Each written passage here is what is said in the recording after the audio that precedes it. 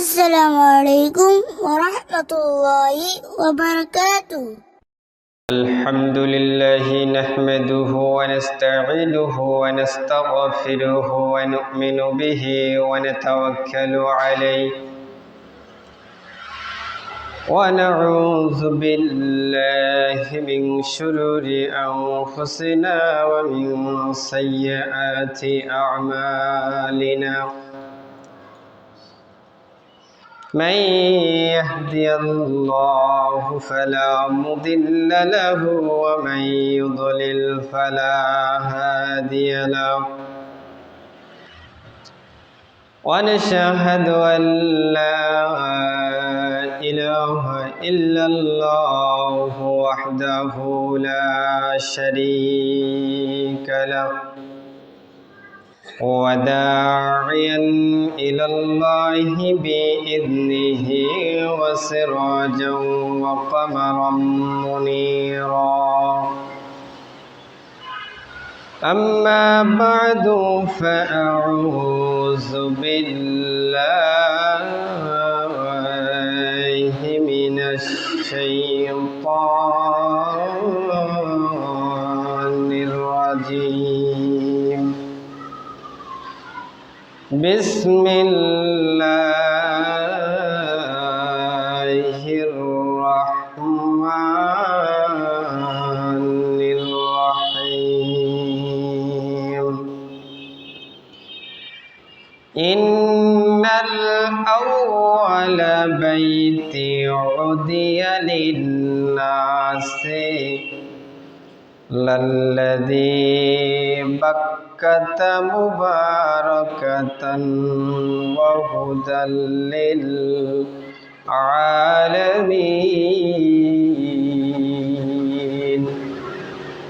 وقال رسول الله صلى الله عليه وسلم: صلاة في المسجد الحرام أفضل من 1000 صلاة فيما سواها. رواه مسند أحمد أو كما قال على النبي الصلاة والسلام. মুআজ্জাজ মুসল্লিয়ান কেরাম, অসংখ্য অগণিত মর্তবা শুকর সেই মহান আল্লাহ তাআলার দরবারে যে আল্লাহ রাব্বুল আলামিন দুনিয়ার বিভিন্ন প্রকারের ঝামেলা থেকে আমাদেরকে হেফাজত করে, অত্যন্ত ভালোবেসে দয়া করে মায়া করে আজ মাহে শাওয়ালের তৃতীয় জুমাতে আসার এবং বসার তৌফিক দান করেছেন। সেই সঙ্গে কোরআন ও হাদিসের আলোকে কিছু বলবার এবং শোনার সুযোগ দান করে দিয়েছেন। সেই মহান মালিকের দরবারে অন্তরের অন্তরস্থল থেকে কালিমাত শুকুর যাপন করি। সকলে বলি আলহামদুলিল্লাহ। অজস্র কোটি দরুদ ও সালাম নাজিল হক বিশ্বের মানবতার মুক্তির দিশারি জিগর গোশে আমেনা হযরত রাসূল করিম, সকলে মুহাব্বতেন বলি সাল্লাল্লাহু আলাইহি ওয়াসাল্লাম। মুআজ্জাজ হাজিরিন, গত জুমাতে আমরা ফিলিস্তিনের ভয়াবহ হত্যাকাণ্ড নিয়ে কোরআন ও হাদিস থেকে কিছু আলোচনা করেছিলাম। যেহেতু আমাদের মাঝে চলতেছে হজের সিজন, শাওয়াল, জিলকদ এবং জিলহজ, এই 3 মাসকে হজের মাস বলা হয়েছে। মুসলমানদের কিবলা পবিত্র কাবা শরীফের ইতিহাস ও তাৎপর্য আমাদের অনেকের জানা নেই, জানা দরকার। মুহতারাম হাজিরিন, আমরা বর্তমানে শাওয়াল মাসে অবস্থান করতেছি। শাওয়াল, জিলকাদা এবং জিলহজ, এই 3 মাসকে বলা হয় হজের মাস। আজ শাওয়াল মাসের 19 তারিখ। তারপরেই আসতেছে জিলকদ মাস। এই মাসটি আরবি বর্ষপঞ্জি অনুযায়ী 11তম মাস। এই মাসটি একাধিক কারণে খুবই গুরুত্বপূর্ণ এবং ফজিলতপূর্ণ। বছরের 12 মাসের মধ্যে আল্লাহ তাআলা 4টি মাসকে আশহুরে হুরুম তথা সম্মানিত মাস আখ্যায়িত করেছেন। জিলকদ সম্মানিত এবং বরকতময় সেই 4 মাসের মধ্যে অন্যতম একটি মাস, যেগুলোকে আল্লাহ তাআলা এই পৃথিবী সৃষ্টির সূচনালগ্ন থেকেই অত্যন্ত সম্মান এবং ফজিলত দান করেছেন। তাছাড়াও হাদিসের মধ্যে শাওয়াল, জিলকদ, জিলহজ মাসকে হজের মাস বলে আখ্যায়িত করা হয়েছে। সহিহুল বুখারী কিতাবুল হজের একটি অধ্যায় রয়েছে। বুখারী শরীফের এই হজের অধ্যায়ে লেখা আছে, বাবুল কওলুল্লাহি তাআলা আল হজ্জ আশহুরুম মা'লুমাত ফারাযা ফীহিন্নাল হজ্জা ফালা রাফাসা ওয়ালা ফুসুকা ওয়ালা জিদালা ফিল হজ্জি। وقال ابن عمر رضي الله تعالى عنهما أشهر الحج شوال وذilqadah وعشر من ذي الحجة. وقال ابن عباس رضي الله تعالى عنهما من السنة أن لا يحرم بالحج إلا بالأشهر الحج. আল্লাহ তাআলার বাণী, হজ হয় সুনির্দিষ্ট মাসগুলোতে। অতঃপর যে কেউ এ মাসগুলোতে হজ করা স্থির করে, তার জন্য হজের সময়ে স্ত্রী সংলগ্ন অন্যায় আচরণ ও কলহ বিবাদ জায়েজ নয়। সূরা বাকারা আয়াত নাম্বার 197। এই আয়াতের ব্যাখ্যায় সাইয়্যিদনা ওমর রাদিয়াল্লাহু তাআলা আনহু বলেন, হজ এর মাসগুলো হলো শাওয়াল, জিলকাদ এবং জিলহজ, মাসের প্রথম 10 দিন। হযরত ইবনে আব্বাস রাদিয়াল্লাহু তাআলা বলেন, সুন্নত হলো হজের মাসগুলোতেই যেন হজের ইহরাম বাঁধা হয়। যাই হোক, উপরোক্ত পবিত্র কোরআনের আয়াত ও হাদিস এবং ভূমিকার মাধ্যমে আমাদের কাছে দিবালোকের ন্যায় স্পষ্ট হয়ে গেল যে শাওয়াল, জিলকাদ এবং জিলহজের এই 3 মাস হজের মাস এবং খুবই গুরুত্বপূর্ণ একটি মাস। হজ হলো ইসলাম ধর্মের পঞ্চভিত্তির একটি গুরুত্বপূর্ণ স্তম্ভ এবং ফরজ বিধান। আর হজ আদায় করা যেহেতু বাইতুল্লাহ তথা কাবা শরীফকে কেন্দ্র করে, তাই আমরা আজকের আলোচনায় কাবা শরীফের ইতিহাস এবং ফজিলত এবং তাৎপর্য নিয়ে কিছু আলোচনা করার চেষ্টা করব। ওয়ামা তাওফিকি ইল্লা বিল্লাহ। সর্বপ্রথমে আমরা জানব কাবা। এই কাবা শব্দের, এই কাবার নাম সমূহ কেন করা হলো?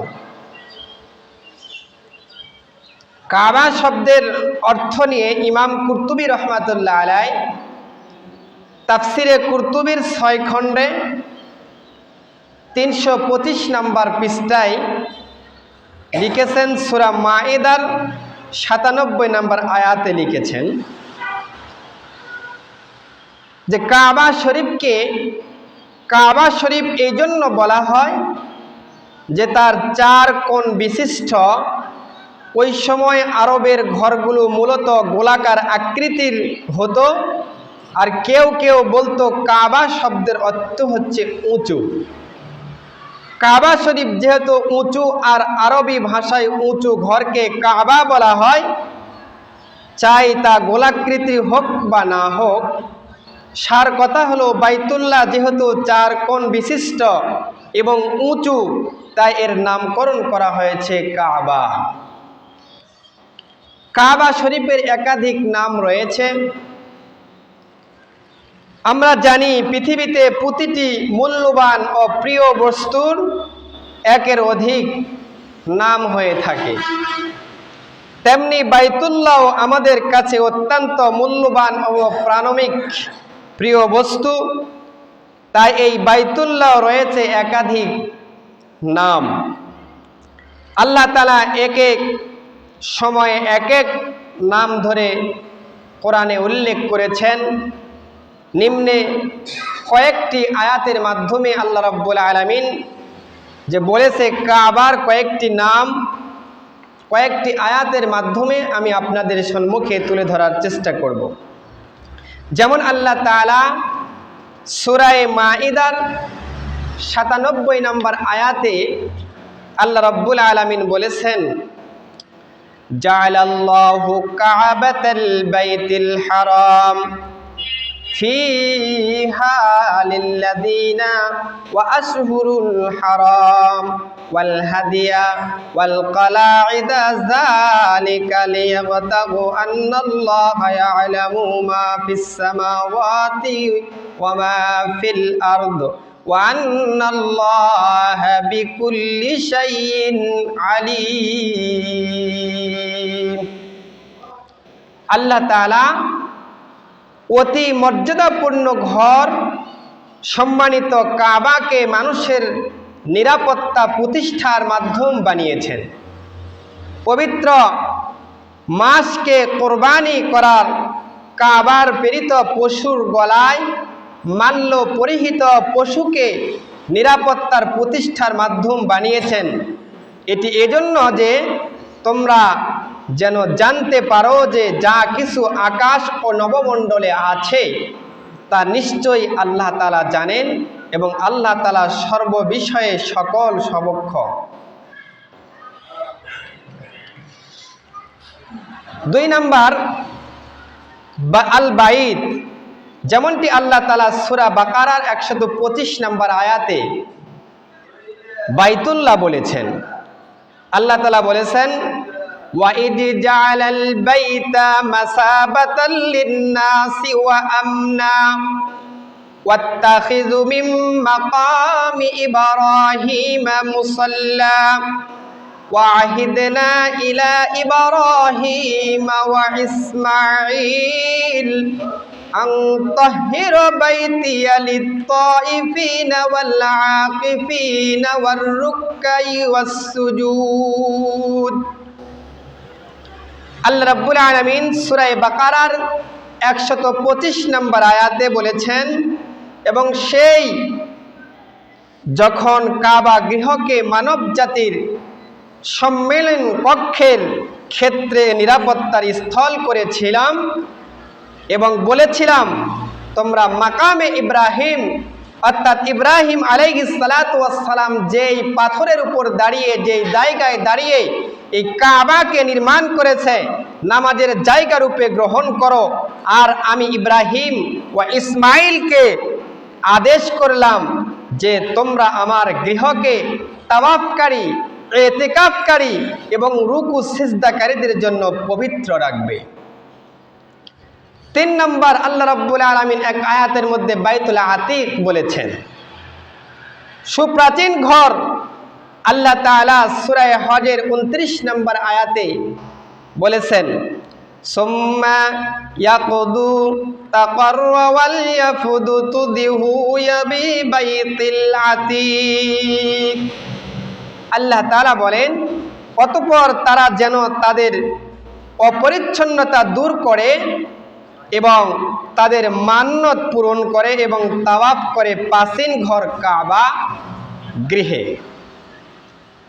বাইতুল্লাহকে কেন আল বাইতুল আতিক বলে নামকরণ করা হয়েছে, এ বিষয়ে জামে তিরমিজির 3170 নম্বর হাদিসের এক বর্ণনায় এসেছে, আন আব্দুল্লাহ ইবনে জুবাইর قال قال رسول الله صلى الله عليه وسلم إنما سمي بيت العتيق لأنه لم يظهر عليه الجبار।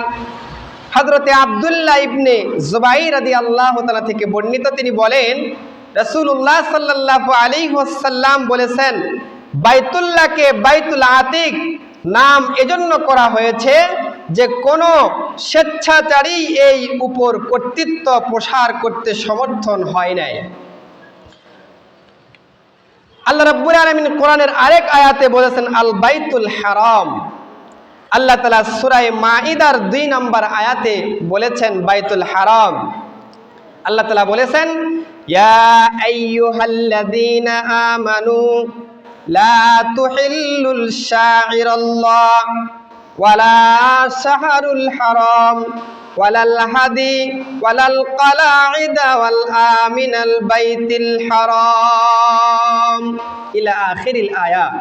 আল্লাহ রাব্বুল আলামিন এই আয়াতের মধ্যে বলেছেন, হে ঈমানদারগণ, তোমরা অসম্মান করো না আল্লাহ তাআলার নির্দেশনাবলীর, যা সম্মানিত মাসে না কুরবানির জন্য হারামের পরিণত হয়, এ সমস্ত পশুর গলায় মালা পরানোর পশু এবং না অসম্মানিত গৃহের বৃক্ষে দিকে তোমরা যাত্রীদেরকে নিয়ে চলো, অনুগ্রহ করে সন্তুষ্ট অন্বেষণ করো। আল্লাহ রাব্বুল আলামিন আরেক আয়াতের মধ্যে কাবা ঘরকে বাইতুল মুহাররম বলেছেন। সূরা ইব্রাহিমের 37 নম্বর আয়াতে আল্লাহ রাব্বুল আলামিন বলেছেন, রব্বানা ইন্নী আসকানতু মিন যুররিয়াতি বিওয়াদি গায়রি বিরব্বি ইনদা বাইতিকাল মুহাররম রব্বানা লিয়ুকিয়াস সালাতা ফাজআলনা আফইদাতাম মিনান নাসি তাহউইল ইলাইহিম ওয়ারযুকহুম মিন সামারাতি লাআল্লাকুম ইয়াশকুরুন। আল্লাহ তাআলা বলেন, হে আমাদের প্রতিপালক, আমি আমার কিছু বংশধরকে ফল ফলহীন উপত্যকায় তোমার পবিত্র গৃহের নিকট বসবাস করালাম। ইব্রাহিম আল্লাহ তাআলার কাছে এই কথা আরজু করে, হে আমার প্রতিপালক, যাতে তারা নামাজ কায়েম করে, সুতরাং তুমি কিছু লোকের অন্তরে ওদের প্রতি অনুরাগী করে দাও এবং ফলমূল দ্বারা তাদের জীবিকার ব্যবস্থা করো, যাতে তারা কৃতজ্ঞ প্রকাশ করে। এছাড়াও কাবা বাইতুল্লাহ বা কাবাতুল্লাহ বলা হয়। মুহতারাম হাজরিন, কাবা শরীফের অসংখ্য ফজিলত পবিত্র কোরআন ও হাদিসে বর্ণিত আছে।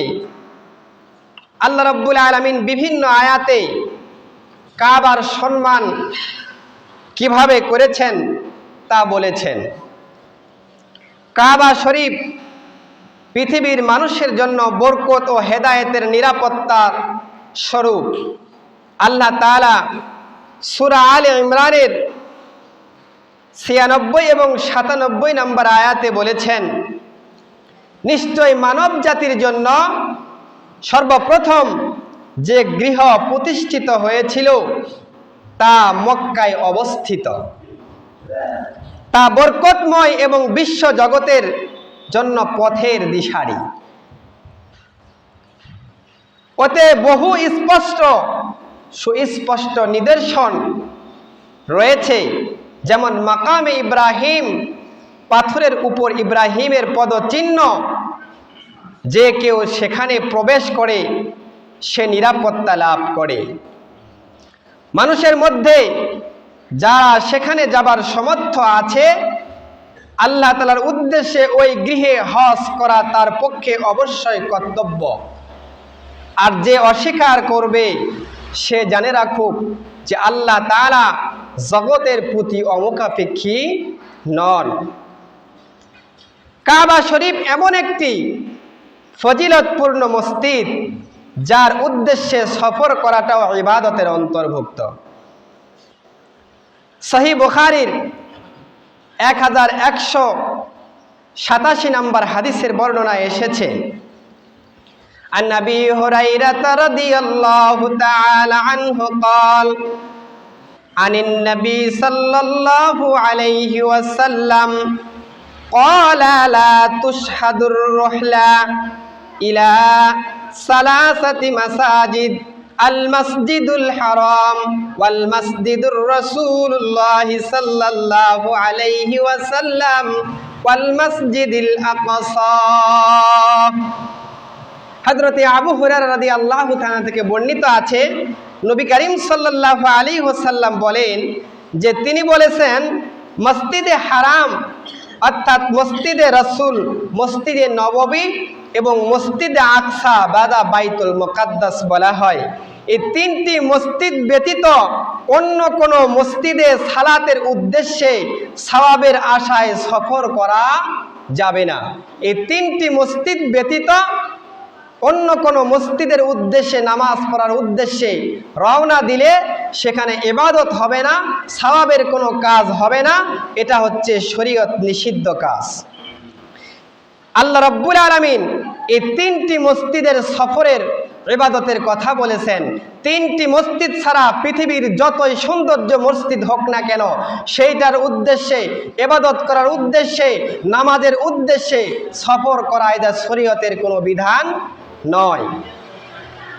অর্থাৎ অন্য কোনো মসজিদে ইবাদতের উদ্দেশ্যে সালাতের উদ্দেশ্যে সফর করা নিষেধ। আল্লাহ তাআলা দৈনিক কাবা শরীফের উপর 120টি রহমত নাজিল করেন। সুবহানাল্লাহ। আল্লাহ তাআলা কাবা শরীফ এই পরিমাণ সম্মানিত করেছেন যে দৈনিক কাবা শরীফের উপর 120টি রহমত আল্লাহ তাআলা নাজিল করেন। আল মুজামুল কাবির লিত-তাবরানির 11475 নম্বর হাদিসের বর্ণনা এসেছে, বলা হয়েছে হযরত ইবনে আব্বাস রাদিয়াল্লাহু তাআলা থেকে বর্ণিত, রাসূলুল্লাহ সাল্লাল্লাহু আলাইহি ওয়াসাল্লাম বলেছেন, নিশ্চয় আল্লাহ তাআলা প্রতিদিন প্রতি রাতে 120টি রহমত নাজিল করেন কাবা ঘরের উপরে। এর মধ্যে 60টি হচ্ছে তাওয়াফকারী ব্যক্তির জন্য, 40টি নামাজ আদায়কারী ব্যক্তির জন্য, আর 20টি কেবল কাবার দিকে তাকিয়ে থাকা লোকদের জন্য। তাকিয়ে থাকা লোকদের জন্য 20টি রহমতের কথা বলেছেন। এই হাদিস থেকে বোঝা যায় আল্লাহর কৃপা কাবা ঘর এবং এর আশপাশে অবস্থানকারীদের প্রতি কি পরিমাণে বর্ষিত হয় রহমত। বিশেষ করে যারা তাওয়াফ করে, নামাজ পড়ে, এমনকি শুধু তাকিয়ে থাকে, তারাও এর ফজিলত থেকে বঞ্চিত নয়। এমন একটি ঘরের নাম হচ্ছে বাইতুল্লাহ, এমন একটি ঘরের নাম হচ্ছে কাবা, এমন একটি ঘরের নাম হচ্ছে মক্কাতুল মুকাররমা। যে ঘরের দিকে তাওয়াফ করলেও রহমত, যে ঘরে নামাজ পড়লেও রহমত, যে ঘরের দিকে তাকাইলেও রহমত। আল্লাহ রাসূল সাল্লাল্লাহু আলাইহি ওয়াসাল্লাম বলেছেন, প্রতিদিন রাত এই কাবা শরীফের উপর 120টি রহমত নাজিল হয়, তার মধ্যে 60টি রহমত নাজিল হয়। যে সমস্ত ব্যক্তি এই ঘরটাকে তাওয়াফ করে তাদের উপর 60টি রহমত নাজিল হয়। যারা এই ঘরে নামাজ পড়ে তাদের উপর 40টি রহমত নাজিল হয়। যারা এই ঘরটিকে তাকিয়ে থাকে তাদের উপর 20টি করে রহমত নাজিল হয়। এখন কোন ব্যক্তি যদি একসাথে তাওয়াফ করে, তাওয়াফের পরে নামাজ পড়ে, নামাজের পরে অন্তরের প্রশান্তির জন্য কাবার দিকে তাকিয়ে থাকে, আল্লাহ রাব্বুল আলামিন তার আমলনামায় 120টি রহমতের সওয়াব যা হবে তার আমলনামায় লিপিবদ্ধ করে দিবেন। কাবা শরীফে নামাজ আদায় করলে 1 লক্ষ নামাজ আদায়ের সওয়াব হয়। কাবা তথা বাইতুল্লাহ শরীফে 1 রাকাত নামাজ আদায় করলে 1 লক্ষ রাকাত নামাজ আদায়ের সওয়াব হয়। সুনানে ইবনে মাজাহ 1403 নম্বর হাদিসের বর্ণনা এসেছে, হযরতে জাবির রাদিয়াল্লাহু তাআলা থেকে বর্ণিত, রাসূলুল্লাহ সাল্লাল্লাহু আলাইহি ওয়াসাল্লাম বলেন, মসজিদুল হারাম ব্যতীত অপর মসজিদে সালাত অপেক্ষায় আমার মসজিদে সালাত হচ্ছে 1000 গুণে শ্রেষ্ঠ ফজিলতপূর্ণ। অন্যান্য মসজিদে সালাতের তুলনায় মসজিদে হারামে সালাতে 1 লক্ষ গুণ উত্তম ফজিলতপূর্ণ। আল্লাহ তাআলা আমাদেরকে কাবা শরীফের সকল ফজিলত বারবার গ্রহণ করার তৌফিক দান করুন। কাবা শরীফ নির্মাণের সংক্ষিপ্ত ইতিহাসের সর্বপ্রথম নির্মাণ থেকে সর্বশেষ পর্যন্ত অনেকবার কাবা সংস্কার ও সম্প্রসারণ করা হয়েছে। প্রথমবার এই কাবা ফেরেশতার মাধ্যমে নির্মাণ হয়। দ্বিতীয়বার পূর্ণ নির্মাণ করেন যথাক্রমে হযরতে আদম আলাইহিস সালাতু ওয়াস সালাম, এরপর তার সন্তান হযরতে শীস আলাইহিস সালাতু ওয়াস সালাম, এরপর কাবা সংস্কার এবং নির্মাণ করেন হযরত ইব্রাহিম ও ইসমাঈল আলাইহিস সালাতু ওয়াস সালাম। এরপর কাবা সম্প্রসারণ করেন আমালিকা সম্প্রদায়। সেই যুগে আরব এর মধ্যে একটি গোত্র বাস করত, আমালিকা সম্প্রদায়। এরা এই কাবাকে সংস্কার করেন। আমালিকা সম্প্রদায়ের পর বনু জুরহুম গোত্রের লোকেরা কাবার সংস্করণ করেন। এরপরে কাবার সংস্করণ হয় কুসাইয়া বিন কিলাবের সন্তানদের দ্বারা। এরপর কাবা সংস্কার হয় মুজারের সম্প্রদায়ের দ্বারা। এরপর নবমবার কাবা নির্মিত হয় কুরাইশগণের নিয়ে হযরতে মুহাম্মদ সাল্লাল্লাহু আলাইহি ওয়াসাল্লাম। এই সময় তিনি হাজরে আসওয়াদকে বর্তমান স্থানে স্থাপন করেন। দশমবার 64 হিজরিতে হযরতে আব্দুল্লাহ ইবনে জুবাইর রাদিয়াল্লাহু তাআলার নেতৃত্বে এই কাবা সংস্করণ করা হয়। 11তম বারে অর্থাৎ 74 হিজরিতে হাজ্জাজ বিন ইউসুফ এটাকে সংস্করণ করেন। এরপর 1040 হিজরিতে 12তম বার ওসমানিয়া খলিফার তুরস্কের বাদশাহ চতুর্থ মুরাদ এ সংস্করণ করেন। 13তম বারে 1417 হিজরি মোতাবেক 1995 সনে বাদশাহ ফাহাদ বিন আব্দুল আজিজ কাবা শরীফের ব্যাপক সংস্করণ করেন। এটাই আজ পর্যন্ত কাবা ঘরের সর্বশেষ সংস্করণ কাজ। এরপর বিভিন্ন ছোটখাটো সংস্কার ছাড়াই কেউ কাবাতে আর হাত দেয় নাই। পৃথিবীর সৃষ্টির ইতিহাস, প্রিয় উপস্থিতি, আসুন আমরা জেনে নেই আল্লাহ তাআলা এই নিখিল বিশ্ব কিভাবে সৃষ্টি করলেন। এই বিষয়ে ইমাম ইবনে রজব হাম্বলি রাহমাতুল্লাহ আলাইহি তাফসিরে ইবনে রজবের মধ্যে প্রথম খণ্ডের 549 নম্বর পৃষ্ঠায় লিখেছেন, আল্লাহ তাআলা সর্বপ্রথম একটি মুক্তা তৈরি করেন, অতঃপর তিনি সেই মুক্তার দিকে তার মহান কুদরতের নজর দান করলেন, ফলে তা গলে পানিতে পরিণত হয়ে যায়। নির্দিষ্ট একটি জায়গায় আল্লাহর কুদরতের নজর পতিত হওয়ার কারণে সেখানে পানির উত্তাল তরঙ্গ ঢেউ এসে ধাক্কা লাগতে থাকে। পানিগুলোকে আল্লাহর দীর্ঘ 40 বছর পর্যন্ত ঘোরাঘুরি করাইলেন, ফলে পানিতে বুদবুদ তৈরি হলো। বুদবুদ থেকে একটা সময় ফেনার ফাঁক তৈরি হয়ে যায়, যা গাঢ় হয়ে যায়। ফেনা জমতে জমতে মাটির আকৃতি ধারণ করে। এরপর চারপাশ থেকে পানি যতটুক ধাক্কা লাগে সেখানে সমুদ্রের পাশে দ্বীপের মতন জমি সৃষ্টি তৈরি হয়। এরপর সমুদ্রের পানিতে ধোঁয়াকৃত বাষ্পে দ্বারা তৈরি হয় আকাশ, আসমান সৃষ্টি করেন। জমিন সৃষ্টি হওয়ার পর তা নাড়াচাড়া করে, হেলতে দুলতে থাকে, যেহেতু চারপাশের নিচে উপরে সব জায়গাতে পানি, এজন্য জমিন হেলতে থাকে, দুলতে থাকে। তাই আল্লাহ তাআলা জমিনকে স্থির করার জন্য সমুদ্রে বিশাল বিশাল ঢেউ থেকে পাহাড় সৃষ্টি করেন। আল্লাহ তাআলা পাহাড়কে পেরেক হিসাবে পৃথিবী সৃষ্টি করেছেন।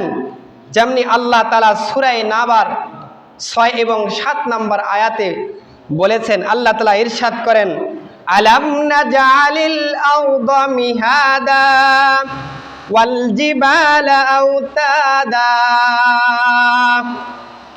আমি কি ভূমিকে তোমাদের জন্য বিছানা বানাই নাই? যে আমি আল্লাহ রাব্বুল আলামিন যেখানে পানি ছাড়া কিছুই ছিল না, এই পানির মাধ্যমে পানিকে জমায়ে, পানিকে ঘোরাফেরা করায়ে, পানির মধ্যে বুদবুদ সৃষ্টি করে দিয়ে, পানির মধ্যে আবার ফেনা তৈরি করে দিয়ে, সমুদ্রের তরঙ্গ ঢের মাধ্যমে একটা জমির মতন টিলা বাহির করে দিলাম। যে জমি তোমাদের উপর, জমিনের উপর টলমল খাইতেছিল, এই জমিনকে আবার পাহাড় বানিয়ে পেরেক হিসাবে গ্রহণ করে তোমাদের জন্য বিছানা স্বরূপ বানাইয়া দিলাম। সেই এত কৃতজ্ঞতা পাওয়ার পরেও আমি আল্লাহকে তোমরা কেমনে ভুলাইয়া গেলা? এবং পাহাড় সমূহকে আমি তোমাদের জন্য কি পেরেক বানাইয়া দেই নাই? আল্লাহ তাআলা বলতেছেন সুবহানাল্লাহ, তিনি কত সমহান, আমাদের জন্য পৃথিবীকে বসবাসের যোগ্য বানিয়েছেন, পাহাড়কে পেরেক হিসাবে সৃষ্টি করে পৃথিবীকে স্থির করেছেন। আল্লাহ রাব্বুল আলামিন এই পৃথিবীর ঘর হিসাবে সর্বপ্রথম ঘর নির্মাণ হয় কাবা শরীফ, আর এই মহান কার্যক্রমটি সম্পাদন হয় সর্বপ্রথম কাবা শরীফ নির্মাণ হয় আল্লাহ তাআলার নির্দেশে ফেরেশতাদের হাতে। হাদিসের বিখ্যাত কিতাব মুসনাদে আব্দুর রাজ্জাক, এই হাদিসের কিতাবের 9421 নম্বর হাদিসের বর্ণনা এসেছে। বিখ্যাত মুফাসসিরে কোরআন ইমাম মুজাহিদ রাহমাতুল্লাহ আলাইহি বলেন, আল্লাহ তাআলার মানব সৃষ্টির 2000 বৎসর পূর্বে ফেরেশতাদের মাধ্যমে কাবা শরীফ নির্মাণ করেছিলেন। পৃথিবীর সর্বপ্রথম ঘর ছিল কাবা শরীফ। আরো বিস্তারিতভাবে তাফসিরে কুরতুবীর 2য় খণ্ডে 120 নম্বর পৃষ্ঠায় সর্বপ্রথম কাবা নির্মাণের ইতিহাস এমনভাবে তুলে ধরেছেন। যখন আল্লাহ তাআলা ফেরেশতাদেরকে উদ্দেশ্য করে বললেন, হে আমার ফেরেশতারা, আমি পৃথিবীতে একজন খলিফা বানাতে চাই, তখন ফেরেশতারা বলল, আপনি কি পৃথিবীতে এমন কাউকে সৃষ্টি করতে চাচ্ছেন যেখানে তারা অশান্তি বিস্তার করবে, খুন খারাপি করবে? অথচ আমরা আপনার তাসবিহ, হামদ ও পবিত্রতা সর্ব অবস্থাতেই ঘোষণা করি এবং আমরা নিয়োজিত। ফেরেশতাদের এমন কথা শুনে আল্লাহ তাআলা তাদের উপর নারাজ হয়ে গেল। এটা দেখে ফেরেশতারা ভয়ে আল্লাহ তাআলার আরশের চতুর্পাশে 7টি চক্কর দিলেন এবং আল্লাহর আশ্রয় প্রার্থনা করলেন। ফলে তিনি তাদের প্রতি খুশি হলেন এবং সন্তুষ্ট হয়ে যান। অতঃপর তিনি খুশি হয়ে বললেন, তোমরা পৃথিবীতে আমার জন্য এমন একটি ঘর বানাও যাতে আমি যখন আদম সন্তানকে, অর্থাৎ আদম সন্তানের উপর নারাজ হব, তখন যেন তারা সেথায় গিয়ে আমার আশ্রয় প্রার্থনা করে, আমার যেভাবে তোমরা আমার এই আলস চক্কর দিলে তারা যেন সেভাবে তাওয়াফ করে, আমি তাদের উপর খুশি হব এবং তাদেরকে ক্ষমা করে দেব, তাদেরকে মাফ করে দিব। অতঃপর ফেরেশতারা পৃথিবীতে বাইতুল্লাহর তথা কাবা শরীফ নির্মাণ করেন। প্রিয় উপস্থিতি, পৃথিবীর ইতিহাসে এটাই হলো সর্বপ্রথম ঘর, আল্লাহর ঘর বাইতুল্লাহ নির্মাণের ইতিহাস, যা সরাসরি ফেরেশতাদের কর্তৃক নির্মাণ করেছেন। মহান আল্লাহ তাআলা সূরা আলে ইমরানের 96 নম্বর আয়াতে ঘোষণা করে দিয়েছেন, ইন্নাল আউওয়ালা বাইতা উদিয়া লিন-নাস লাল্লাযী বাক্কাতা মুবারাকাতান ওয়া হুয়া লিল আলামিন। আল্লাহ তাআলা বলেছেন, নিঃসন্দেহে সর্বপ্রথম ঘর যা মানুষের জন্য বানানো হয়েছে সেটি হচ্ছে এই কাবা ঘর, যা মক্কা নগরীতে অবস্থিত এবং সারা জাহানের মানুষের জন্য হেদায়েত এবং বরকতের স্থান। উল্লেখ্য যে সেখানে জন্মগ্রহণ করে সৃষ্টি, সেই জায়গায় প্রতি আকর্ষণ থাকাটাই স্বাভাবিক। হযরত আদম আলাইহিস সালাতু ওয়াস সালামের সৃষ্টির সূচনা হয়েছিল মক্কা একটা জায়গায়, যেখানেকে বাক্কা বলা হয়। কেউ কেউ বলেছেন বাক্কা মক্কার একটা জায়গার নাম, কেউ কেউ বলেছেন বাক্কা মক্কার প্রাচীন নাম। যেমন আমাদের বাংলাদেশে ঢাকার প্রাচীন নাম ছিল জাহাঙ্গীরনগর, সিলেটের প্রাচীন নাম ছিল শাহজালাবাদ, চট্টগ্রামের নাম ছিল ইসলামাবাদ, কুমিল্লার নাম ছিল ত্রিপুরা, নোয়াখালীর নাম ছিল সাদরামপুর।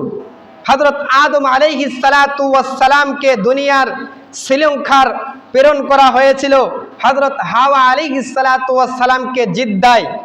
এরপর পৃথিবীতে হযরত আদম আলাইহিস সালামকে দুনিয়ায় অর্থাৎ পৃথিবীতে যখন তাদেরকে প্রেরণ করা হলো, হাওয়া আলাইহিস সালাতু ওয়াস সালামকে সর্বপ্রথম যখন জিদ্দায় তাদেরকে প্রেরণ করা হলো, এরপর পৃথিবীতে সর্বপ্রথম মিলন হয় আরাফাতের ময়দানে। উভয়ে আল্লাহ তাআলার কৃতজ্ঞতা প্রকাশ করে ইবাদতের জন্য একটি মসজিদ হযরত আদম আলাইহিস সালাতু ওয়াস সালাম আল্লাহ তাআলার কাছে প্রার্থনা করেন। হযরত আল্লাহ তাআলা তাদের এই প্রার্থনা কবুল করেন, বাইতুল মামুরের আকৃতিতে পবিত্র কাবা স্থাপন করেন। এখানে হযরত আদম আলাইহিস সালাতু ওয়াস সালাম সন্তুষ্ট চিত্তে আল্লাহ তাআলার ইবাদত করতে থাকেন। এভাবে চলতে চলতে দিন গত হতে থাকলো। এরপর হযরতে শীস আলাইহিস সালাতু ওয়াস সালাম কাবা ঘর পুনর্নির্মাণ করেন। দ্বীনের একত্ববাদিতার সংখ্যা বাড়তে থাকলো। হযরতে নূহ আলাইহিস সালাতু ওয়াস সালামের প্লাবনের সময় কাবা শরীফকে চতুর্থ আসমানে তুলে নেওয়া হয়েছিল। এরপর সালেহ ইদ্রিস আলাইহিস সালাতু ওয়াস সালাম কাবা শরীফ ছাড়াই অনুমান করে তাওয়াফ করেছিলেন। এরপরে কাবা শরীফ নির্মাণ বা পুনর্নির্মাণ করেন হযরতে ইব্রাহিম। হযরতে ইসমাইল আলাইহিস সালাতু ওয়াস সালাম তার পুত্র ইসমাইল আলাইহিস সালামকে নিয়ে সঙ্গে নিয়ে কাবা নির্মাণ করেন বা পুনর্নির্মাণ করেন। আল্লাহ তাআলা সূরা বাকারার 127 এবং 128 নম্বর আয়াতে বলেছেন, সেই সময়ের কথা চিন্তা করো যখন ইব্রাহিম আলাইহিস সালাতু ওয়াস সালাম বাইতুল্লাহর ভিত উঁচু করেছিল এবং ইসমাইল আলাইহিস সালাতু ওয়াস সালাম তার সাথে শরীক ছিলেন এবং তারা বলেছিল, হে আমাদের প্রতিপালক, আমাদের পক্ষ হতে এ কাজ কবুল করুন, নিশ্চয় আপনি এবং কেবল আপনি সব কিছু জানেন এবং শোনেন। উপরে আমরা জেনে এসেছি কাবা ঘরকে বাইতুল্লাহ বলা হয়। হযরতে আদম আলাইহিস সালাতু ওয়াস সালামের সময় এই নির্মিত করা হয় এবং তখন থেকেই মানুষ আল্লাহর ঘর হিসাবে মর্যাদা দিয়ে আসতো। হযরতে নূহ আলাইহিস সালাতু ওয়াস সালামের প্লাবনের সময় এই ঘরটি বিলীন হয়ে যায়। হযরতে ইব্রাহিম আলাইহিস সালাতু ওয়াস সালাম তার চিহ্ন মাত্র অবশিষ্ট ছিল না, তাই তাকে নতুন করে প্রাচীর ভিত্তির উপর নির্মাণ করেছিলেন। তার নির্দেশ দেওয়া হয়েছিল আল্লাহ তাআলার পক্ষ থেকে। আল্লাহ তাআলা তাকে ওহীর মারফতে সে ভিত জানিয়ে দিয়েছিলেন। এ কারণেই কোরআন মাজিদে বলেছেন তিনি বাইতুল্লাহর ভিত উঁচু করেছিলেন। এ কথা বলেন নাই যে বাইতুল্লাহ নির্মাণ করেছেন। যা হোক, বাবা ইব্রাহিম আলাইহিস সালাতু ওয়াস সালাম রাজমিস্ত্রি আর তার সন্তান ইসমাইল আলাইহিস সালাতু ওয়াস সালাম ছিল যোগানদাতা। উভয়ের প্রচেষ্টায় কাবা ঘর নির্মিত হয়েছিল। দেওয়াল উঁচু হওয়ায় ইব্রাহিম আলাইহিস সালাতু ওয়াস সালাম সেখানে কাজ করতে কষ্টের সম্মুখীন হচ্ছিলেন। তখন তিনি একটি পাথরের উপর দাঁড়িয়েছিল, মাকামে ইব্রাহিম নামে পরিচিত। মূলত এটা হচ্ছে জান্নাতি একটি পাথর, যেখানে আজ পর্যন্ত দাঁড়িয়ে আছে, আজ পর্যন্ত মাকামে ইব্রাহিমে আছে, তার পায়ের ছাপ রয়েছে এবং কিয়ামত পর্যন্ত এর নিদর্শন থাকবে।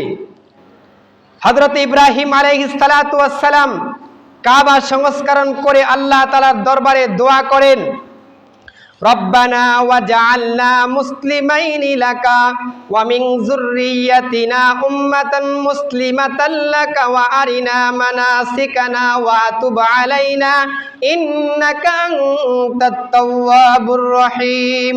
রব্বানা ওয়াবআস ফীহিম রাসূলাম মিনহুম ইয়াতলু আলাইহিম আয়াতিহি ওয়া ইউআল্লিমুহুমুল কিতাবা ওয়াল হিকমা ওয়া ইউযাক্কিহিম ইন্নাকা আনতাল আজিজুল হাকীম। হযরত ইব্রাহিম আলাইহিস সালাতু ওয়াস সালাম কাবা শরীফ নির্মাণ করার পর আল্লাহ তাআলার কাছে দোয়া করলেন, হে আমার প্রতিপালক, আমাদের উভয়কে আপনার একাত্ম অনুগত্য বান্দা বানিয়ে নিন। আমাদের বংশ থেকে এমন একটি আনুগত্য দল সৃষ্টি করে দিন যারা আপনার আনুগত্য করবে, আর আমাদেরকে ইবাদতকারীর পদ্ধতি শিখিয়ে দিন এবং আমাদের তওবা কবুল করে নিন। নিশ্চয়ই আপনি তওবা কবুলকারী এবং দয়াবান।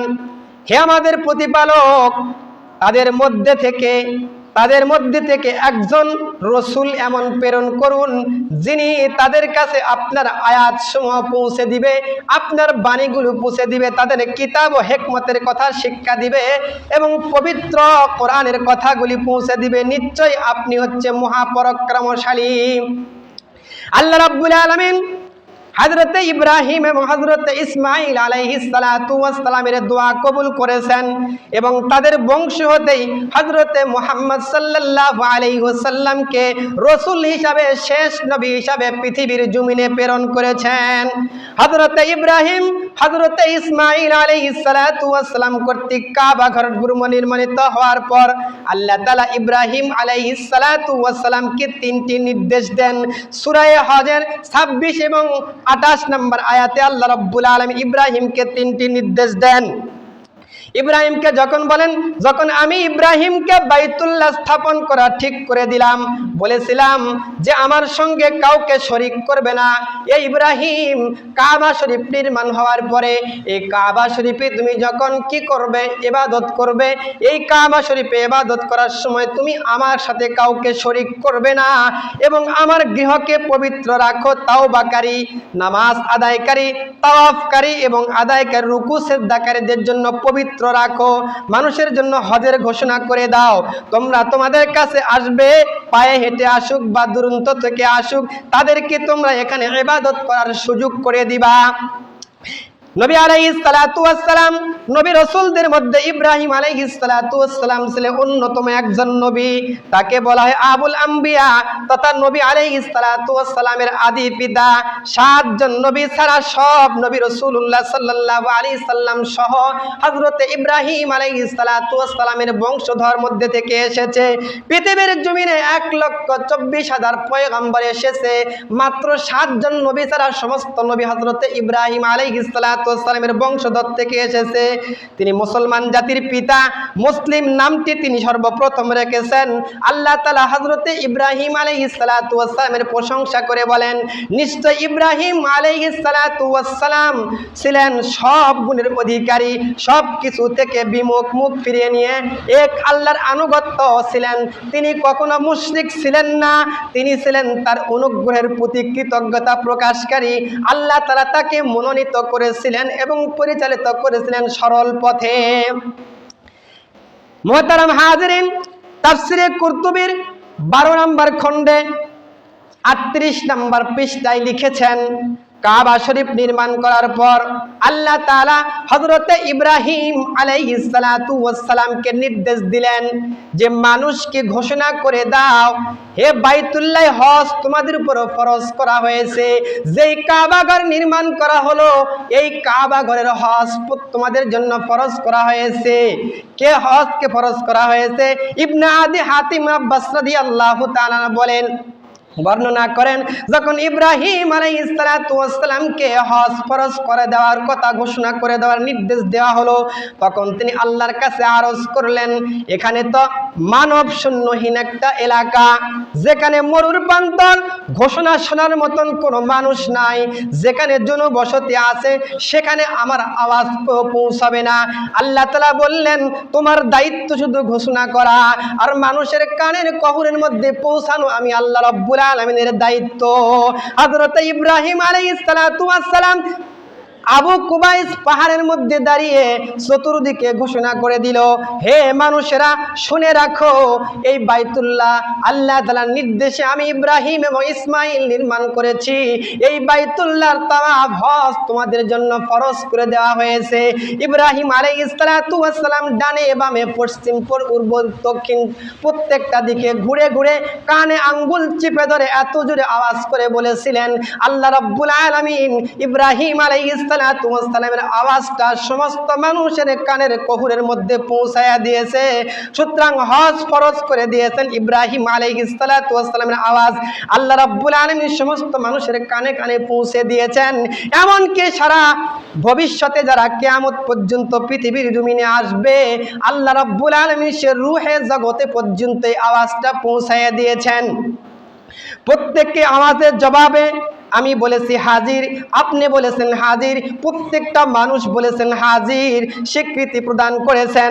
বিশেষ বক্তব্য হযরতে ইব্রাহিম আলাইহিস সালাতু ওয়াস সালাম জাবাইলে আবু কুবাইসে পৃথিবীর সর্বপ্রথম পাহাড়, এখানে সর্বপ্রথম বর্তমান বাদশার বাড়ি নির্মাণ করা হয়েছে যাকে মালিকি বাদশা বলা হয়।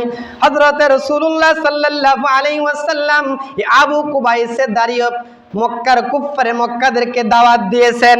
পঞ্চমবার এই নির্মাণ করে আমালিকা সম্প্রদায়, এরপর ষষ্ঠবার নির্মাণ করে বনু জুরহুম গোত্র, সপ্তমবার কাবা নির্মাণ করেন বনু কুসায়া বিন কিলাব, অষ্টমবার নির্মাণ করেন মুজার বিন সম্প্রদায়, এভাবে 13তম বারে নির্মাণ করেন যা আজ পর্যন্ত বিদ্যমান রয়েছে।